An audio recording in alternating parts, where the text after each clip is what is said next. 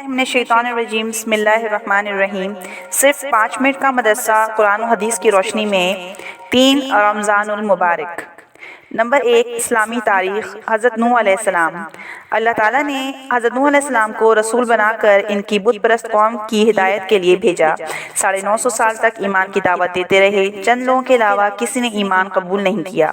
وہ ان کو ہر طرح سمجھاتے رہے مگر پوری قوم ان کو ستانے اور مذاق اڑانے میں حد سے آگے بڑھ گئی، یہاں تک کہ ان کا ایک بیٹا قوم کے ساتھ کفر و شرک پر قائم رہا۔ جب اللہ تعالیٰ نے ان کے ایمان نہ لانے کی خبر دے دی تو نوح علیہ السلام نے دعا فرمائی کہ اے اللہ، ان میں سے کسی کافر کو زمین پر زندہ نہ چھوڑیے، ان کے باقی رہنے سے شرک و کفر اور گمراہی بڑھتی چلی جائے گی۔ ان کے اس دعا پر اللہ تعالیٰ نے قوم کو ہلاک کرنے کی خبر دی اور حکم دیا کہ تم ایک کشتی تیار کر لو تاکہ طوفان کے وقت مومنین کو لے کر سوار ہو جاؤ۔ اس کے بعد پانی کا طوفان آیا اور پوری قوم ہلاک ہو گئی۔ 1 ماہ گزرنے پر طوفان ختم ہوا اور آپ محرم کی 10ویں تاریخ کو کشتی سے اترے اور شکرانے کے طور پر روزہ رکھا۔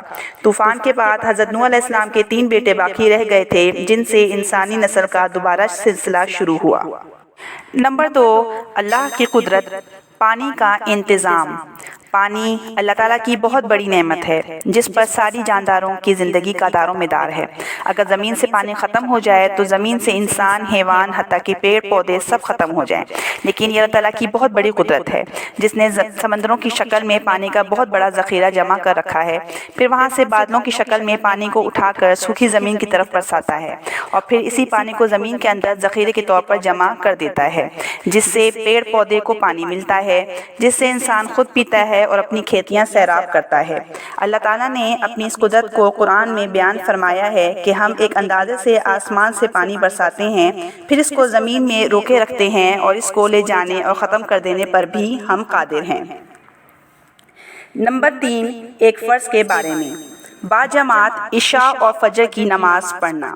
رسول اللہ صلی اللہ علیہ وآلہ وسلم نے فرمایا، جو شخص عشاء کی نماز جماعت کے ساتھ پڑھے گویا اس نے آدھی رات عبادت کی، اور جو فجر کی نماز جماعت سے پڑھ لے گویا اس نے ساری رات عبادت کی۔ نمبر 4، ایک سنت کے بارے میں، دودھ پینے کے بعد کلی کرنا۔ رسول اللہ صلی اللہ علیہ وآلہ وسلم نے دودھ پیا اور کلی فرمائی اور فرمایا کہ اس میں چکنائی ہوتی ہے۔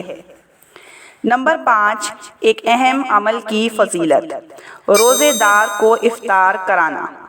رسول اللہ صلی اللہ علیہ وآلہ وسلم نے فرمایا، جو شخص کسی روزے دار کو روزہ افطار کرائے اس کے لیے گناہوں کی معاف ہونے اور آگ سے خلاصی کا سبب ہوگا، اور روزے دار کے ثواب کے مانند اس کو ثواب ملے گا، مگر روزے دار کے ثواب میں سے کچھ کم نہیں کیا جائے گا۔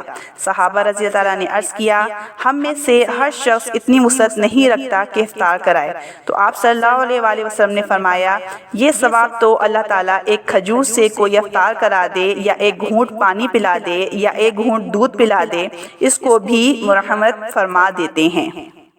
نمبر 6، ایک گناہ کے بارے میں، زکوٰۃ ادا نہ کرنا۔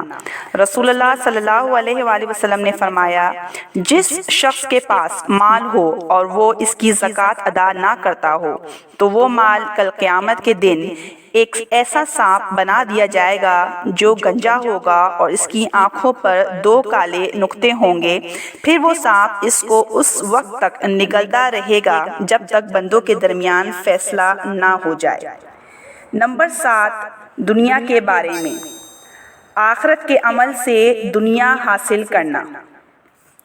رسول اللہ صلی اللہ علیہ وآلہ وسلم نے فرمایا، جو شخص آخرت کے کسی عمل سے دنیا چاہتا ہو اس کے چہرے پر پھٹکار ہوتی ہے، اس کا ذکر مٹا دیا جاتا ہے اور اس کا نام دوزخ میں لکھ دیا جاتا ہے۔ نمبر 8، آخرت کے بارے میں، مسلمانوں سے جنت کا وعدہ۔